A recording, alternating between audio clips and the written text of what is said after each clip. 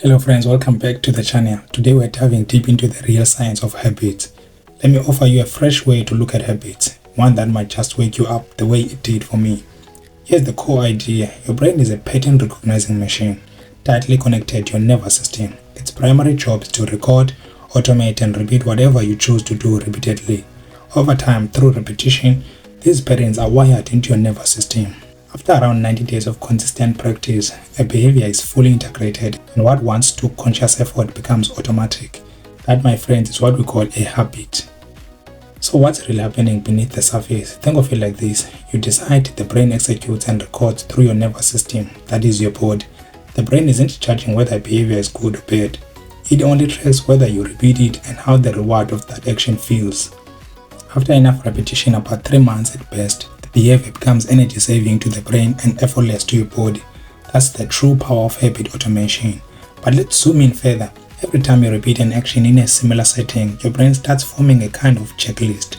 It links together the time, like morning, evening or break time, the place, car, work, outside, the emotion you're feeling, stress, relief or boredom, and the action itself, smoking, scrolling or eating. With enough repetitions, your brain recognizes the sequence. I've seen this before, I know what comes next. Instead of storing it as a passing thought, your brain saves it as an automatic sequence. Now the moment any of these signals or emotion appear, the checklist activates automatically. The behavior is now operating below decision making. This way of understanding habits is powerful for a few reasons. First, it takes away the blame and morality we often attach to our habits. There's no bad person or lack of willpower, just a brain doing its job. Second, it places responsibility back in your hands, that is, in consciousness and decision making. It also explains why change feels difficult at first but eventually becomes second nature. Once the checklist is stored, it runs automatically. Without asking you, time and context act as triggers. That's why people often say, I found myself doing it without thinking. They are not exaggerating. The checklist just activates. This moment usually includes smoking, eating or exercising. The signal arrives before you even have a chance to think about it, much like breathing happens without conscious effort. But here's another layer. Once a behavior is fully embedded in your nervous system, the brain begins to protect it. How? By generating urges, impulses and resistance. The purpose isn't to sabotage you, it's energy conservation. The brain is consistently looking for ways to be more efficient. Anything familiar requires less energy than something new. So when you try to change, your brain signals discomfort, laziness, doubt or craving. These aren't personal failures, they are simply your brain defending an old efficient sequence. Urges and resistance are protection mechanisms. The moment you observe these urges or cravings as the brain running the checklist, they lose power. That's because they only work best when they run outside your awareness. When you stop obeying them, the brain starts recording a new pattern because it realizes it's safe to go without that habit, but only after enough evidence. That is, days and weeks go by without you doing that habit. Here's something else to understand. The brain itself has nothing to do with your self-image, purpose or what you want. Those live in your consciousness. The brain's only concerns are execution, automation, repetition and preserving energy. Your self-image determines what you are willing to repeat long enough for the brain to automate. If your identity says, this is not me, you'll stop before the brain can install the new habit. Both levels matter, but they should never be confused.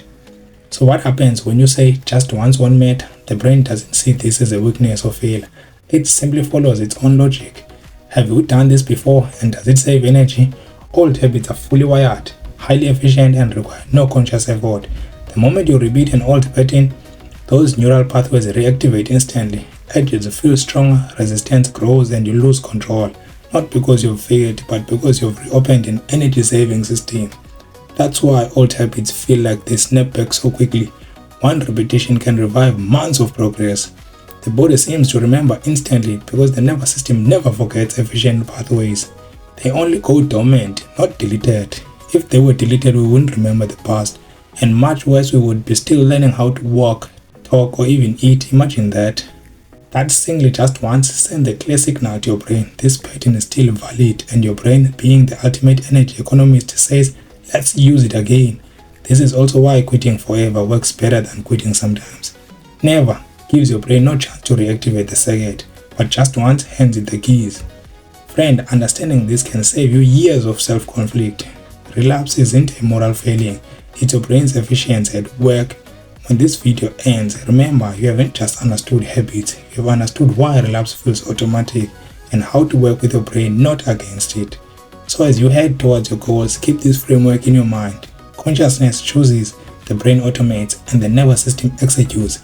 If you want to change, repeat the new behavior long enough for your brain to lock it in. Don't judge the edges or resistance, they're just signs your brain is doing its job. Thank you for watching. If this helped shift your perspective, please like, subscribe and share this video with someone who needs a fresh start. We'll continue this journey together, one pattern at a time.